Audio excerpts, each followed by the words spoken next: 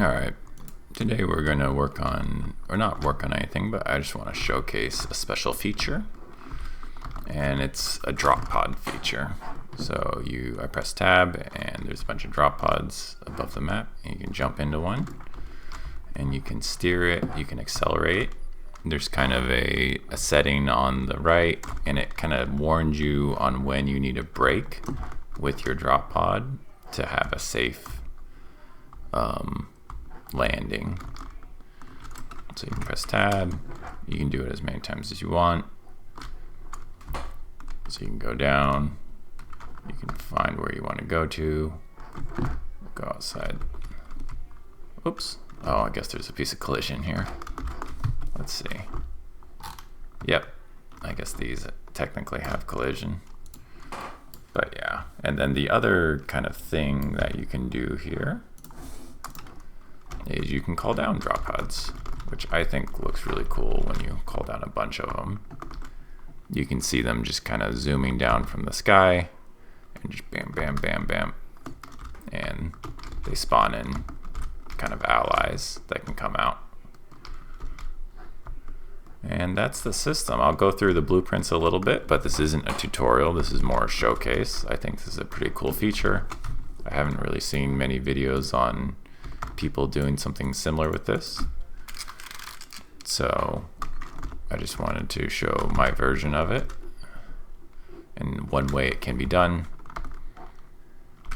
I like this since the steering controls are pretty intuitive and you can brake and everything.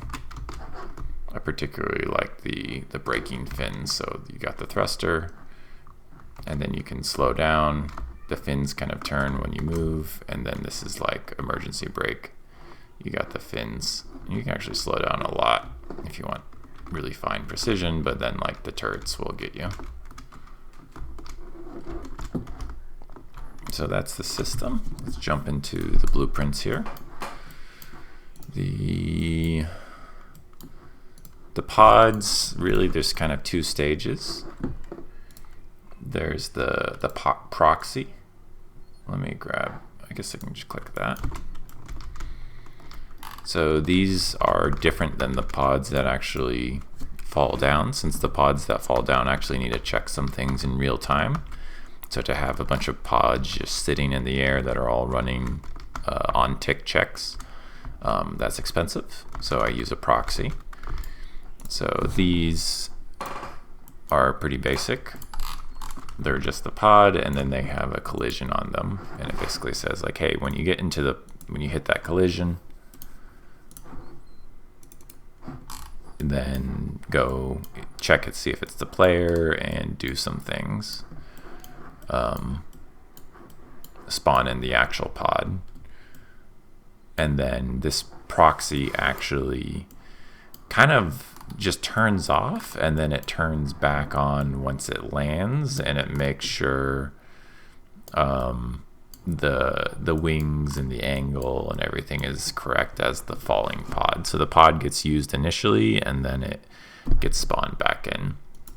This is the actual drop pod character. So this is where the thruster is and the wings move and stuff, and it also spawns in that HUD right here. So you can kind of, on the right there, you can see your total distance to the ground. It doesn't take into account terrain, but it does. It's set to kind of an absolute distance. I also have it set up so you can call in pods, but I can have it where you can also call in pods while you are dropping, in case you want to drop with your allies. So the way we can do that, we can jump up, jump into a pod, and then we can zoom in and we can call down all our allies, and then we go as well. The allies do basically full burn until the last minute, where for you kind of have to gauge that yourself. Okay, so let's go over the pod. I think the steering controls are probably the most interesting. It's so interesting actually that I made an entirely different event graph just for the movement. I'm going to just quickly go over this. This isn't a tutorial. This isn't even an overview. I doubt you could recreate it one-to-one from this video, but I wanted to at least kind of show that this is an interesting feature, and I might make some videos on it if anyone wants to know how it's done. And you can certainly jump onto Discord and ask questions about it, and I can post things if you're trying to like figure out a drop pod system on your own. Then for sure figure that out.